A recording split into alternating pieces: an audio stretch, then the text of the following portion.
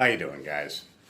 Been taking a sort of a break from YouTube and the whole JW thing, get some other things out of the way. But with some new information that's come up, I felt the need to come back. One thing I've always hated is when you ask somebody a flat-out question and they come out and lie.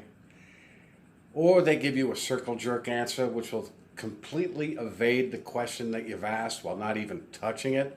What's worse than that is when they combine the two, where they flat out lie to you and give you a circle jerk answer. I think a lot of us saw Amber's video several weeks ago where she had called Watchtower headquarters and insisted they give her records, which is entirely her right.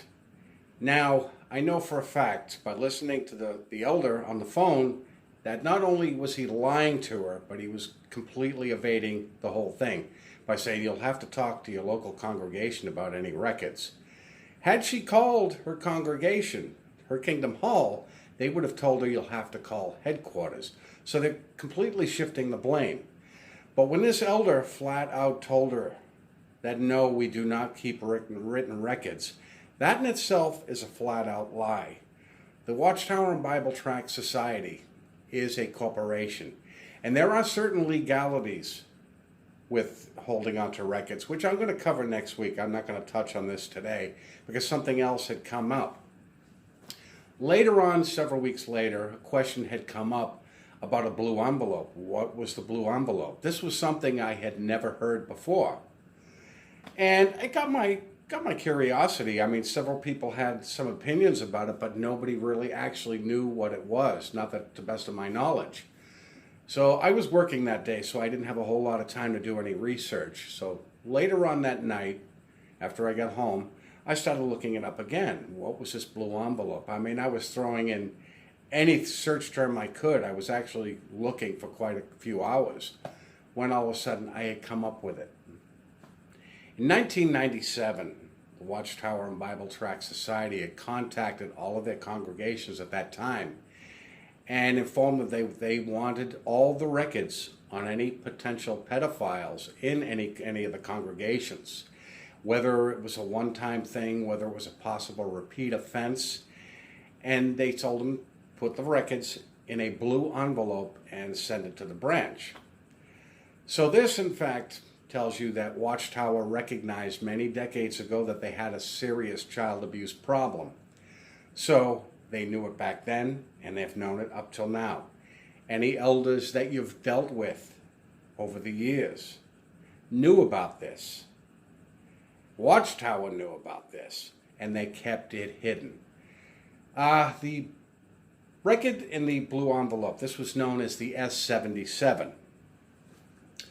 They will flat out deny it, much like they deny holding on to your records. Like I said, there are legal reasons they hold on to this. Now, we all know the rigmarole. They tell everybody that we don't want to bring reproach on Jehovah's name. So they basically force people to keep the information to themselves, to sit on it, don't say anything. When, no, it had nothing to do with bringing reproach on Jehovah's name. The whole deal was the bottom line, the almighty dollar. They didn't want to hurt their income, so they sat on it. Well, the funny thing was, had they dealt with this the way they should back in 97, if not decades sooner, would have spoke volumes about the organization, and they would not be going through what they're going through now. As a matter of fact, it would have been obvious that they are cleaning the organization up, which is far from the truth, which what they are doing. That this is why so many people are leaving the organization right now. But this elder flat out lied to her. I don't know if she's going to go to her congregation and demand these records or not, but they will flat out tell her, no, we don't have any records.